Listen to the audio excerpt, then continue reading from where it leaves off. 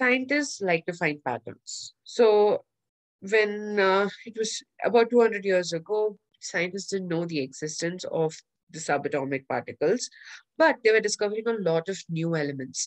And as they were discovering these new elements, they wanted to know how to classify these elements and how to place them in an order that just made sense. And this was done based on their properties, that is, the physical and chemical properties.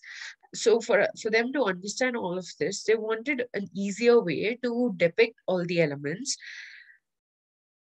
and that's how the idea behind the periodic table had started.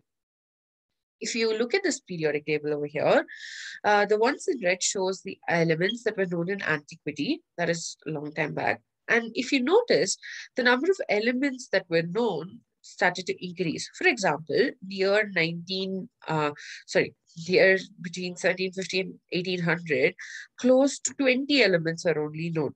But like close to a century later, if you notice, close to 60 elements were known. And now scientists wanted to see if there was a way for them to classify these elements in such a way that their properties could make sense.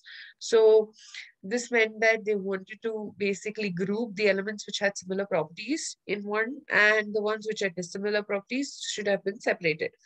But the issue with this was there were a lot of properties that an element possessed. Okay, so scientists couldn't focus just on one, they had to consider all of them. And that's when various scientists started proposing the various theories of, basically classifying these elements. So in this chapter, we will be learning about genesis of periodic classification, the modern periodic law, and the present form of the periodic table.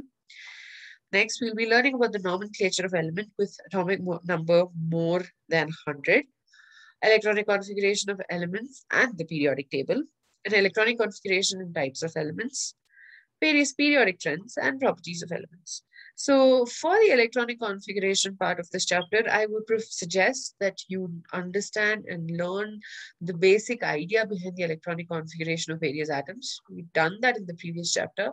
So if you do that, it makes it all the more easy for you to understand the modern periodic table much better. So in the next video, we will be discussing about the genesis of periodic classification. Do check it out.